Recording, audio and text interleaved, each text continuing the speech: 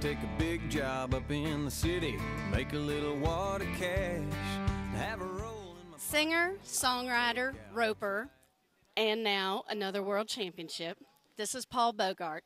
The AQHA World has watched him grow up in the music business and in the show pen. So we thought we'd sit down and visit with him just a little bit while he was here for a concert at the World Show. And we wanted to welcome you and congratulate you once again. Yeah, thank you for that. It's good to be here. Let's talk about how you've grown up with horses. No, I grew up in Olena, Oklahoma, up northeast of Tulsa, and my dad raised team roping horses from the time I was a little guy, and it's kind of just continued on, and thought we would just carry it on into the amateur. So it's been a pretty neat thing. AQHA has been a huge part of my growing up life, and now even as I'm 30 years old, and they're still a huge part of it.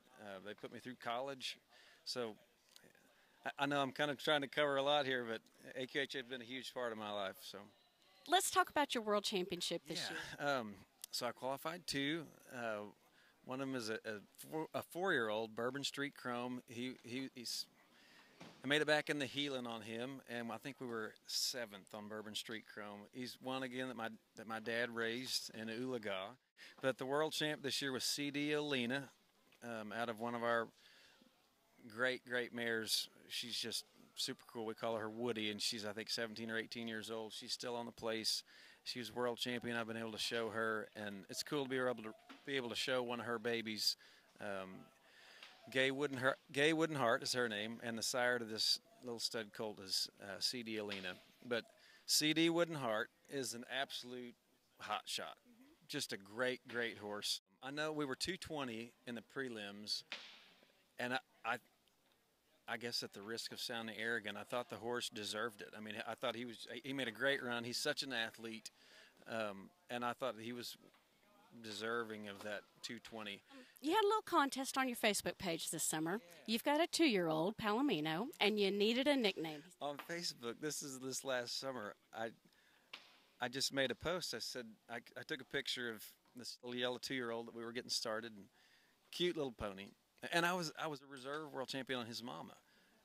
So it was I love this little colt, and he looks just like his mama, so it's been fun.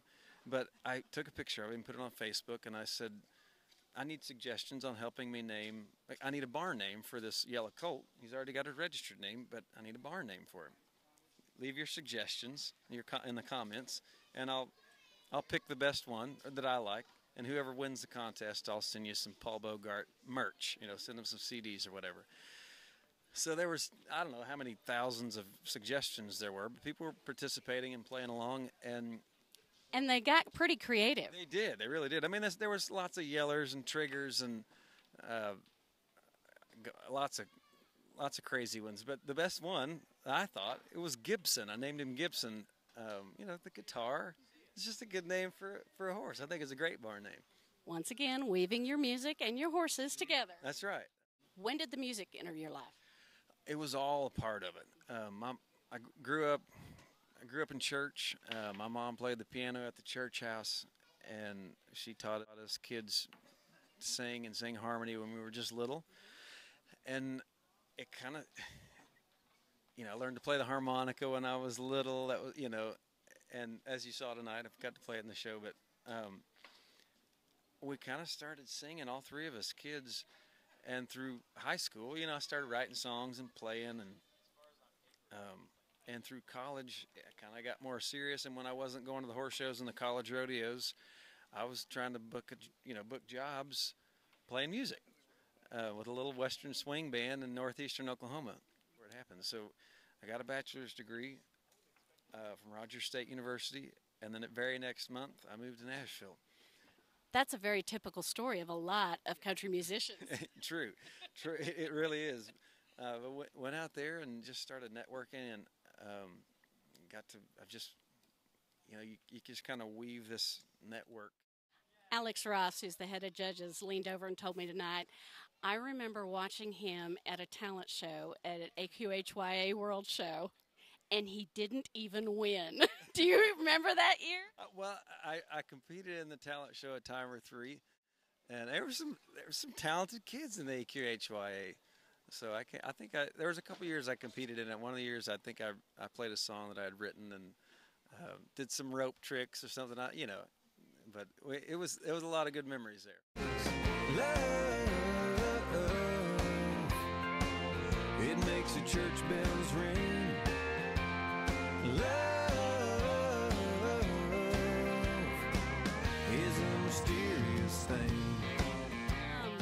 Where are you headed from here? What's the show career looking like? What's the music career looking like? What's down the road? Me and Woodrow will for sure be back, but we're going to go try to qualify in the Heelan and Bourbon. The colt that I'm riding now he'll be 5 next year, and we'll try to qualify him. So we'll be back here. As far as music, my wife and I are both from northeastern Oklahoma, and now been in Nashville 8 or 9 years, and I love Nashville, and I don't know if I can move her back to Oklahoma. She loves Nashville. So I definitely see us just continuing on. You've got a new CD out. When did it come out? It came out last summer. You can find it on iTunes. It's called Oklahoma Wind, and I'm super proud of this record. You're multifaceted. We're friends on Facebook. You do some hunting things, some hunting shows. Yeah. Let's talk a little bit about that. Sure. Do you think we could reschedule the World Show? It's impinging on your hunting season, isn't it? The bucks are running. They're on their feet right now. And we're at the World Show. But no, I'm teasing. But kind of through music, I've been fortunate to write the theme song for a couple of different hunting shows. And one of them is on the Outdoor Channel weekly. The show's called Inside Outdoors TV. And I said, I tell you what, I'll write you a theme song and record it for you so you can use it on your show, and you don't even have to pay me for it. The only payment is I want you to take me on a whitetail hunt of a lifetime every year if your show gets off the ground. And I've gone on a hunt of a lifetime every year. It's been super great. Well, listen, thank you for sitting down with us, and we wish you all the luck. And it's just so awesome you want to buckle this year because we wanted to talk to you anyway, so it just added something for us to talk about. So I've been thinking about kids and fishing, wells and wishing, and lips and kissing, and I keep getting a sneaking suspicion it just might be love. Since I met you, my eyes are having trouble. They keep seeing double.